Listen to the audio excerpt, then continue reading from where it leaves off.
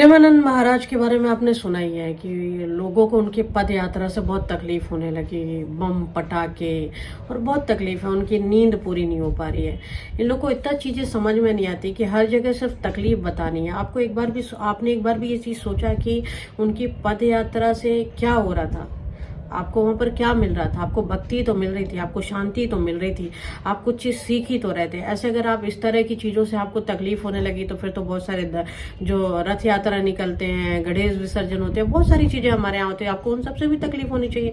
तो सब कुछ बंद कर देना चाहिए। और अगर सब कुछ बंद कर देना चाहिए तो फिर कैसे लोग आस्था से जुड़ाव फील कर पाएंगे? कैसे उस चीजों को सीखेंगे? फिर आपकी तरह हो जाना चाहिए, फिर उनको ये सब चीजों में भरोसा ही नहीं करना चाहिए। मैं बस इतना पूछना चाह रही हूँ आप लोगों से कि जो इस तरह की चीजें उठाते हैं कि उन्हें परेशानी हो रही है, उनको प्रॉब्लम हो रही है, आपने एक बार भी सोचा कि जो लोग दूर से इनके दर्शन करने आते थे वो हमेशा के लिए वंचित रह जाएंगे? क्या आपने एक बार भी ये रिस्पॉन्सिबिलिटी उठाई कि आपने कितना गलत काम किया है? आपको एक बार भी नहीं लगता है कि अगर ये सब चीजें हो रही थी और लोग भक्ति में लीन हो रहे थे, उनको शांति मिल पा रही थी, लेकिन आपने समझने की कोशिश ना करी, आपने बातचीत से हल ना निकाली, आपने कुछ भी, बस आपको स्टैंड लेना था, आपने अपना स्टैंड ले लिया। क्योंकि आप स्टैंड लेते हो तो आपको नहीं लगता कि आपने यहाँ पर गलत किया? आपको यहाँ पर सीधी सी बात है, सामने वाले से बात करना था, उससे फीलिंग्स आपको समझना चाहिए था, एक दूसरे की जो भी है जो आस्था है उसका सम्मान रखना चाहिए था कि यार उसको, उनको चाहिए और हमको भी चाहिए। अगर हम ये सब चीजों के लिए भी बोलेंगे तो आपको लगता है कि आपके पास जरा सा भी दिमाग है कि आपने क्या किया है?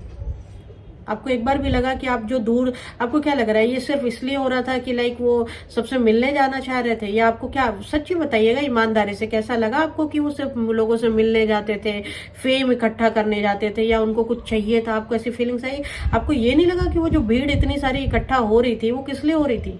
आपने एक बार भी सोचा वो भीड़ कहाँ से आती थी, कितनी दूर दूर से आती थी? आपने सबको हर्ट नहीं किया, आपने सबकी आस्था को ठेस नहीं पहुंचाया।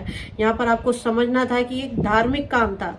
आपको हर जगह घुसने की जरूरत है क्या? जो लोग ये मुंह उठा के चले आते हैं, आपने एक बार भी सोचा आपने कितना गलत किया है? लेकिन आप नहीं सोचोगे।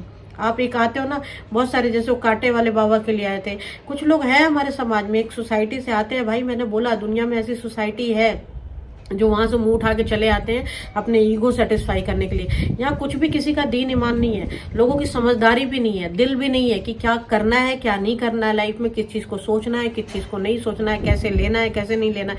फेक लोग, फेक पर्सनालिटी, ये सिर्फ अपनी ईगो को सेटिस्फाई करने के लिए कुछ भी बोलने को तैयार है, कुछ भी करने को तैयार है। मुझे लगता है कि इनको बहुत जरूरी है समझने की कि आप क्या कर रहे हो और आप किस तरह की चीजें लोगों को दे रहे हो, आप क्या सोसाइटी में मैसेज दे रहे हो, या आपको समझने की जरूरत है। ये सब चीजें बातचीत से हल हो सकती थी, लेकिन नहीं, आप तो स्टैंड ले रहे थे। आप तो क्या कहते हैं उसको, झंडा लेके खड़े हो रहे थे, हम कर दिखाए हम कर दिखाए। बट आप राइट हो? पूछो एक बार।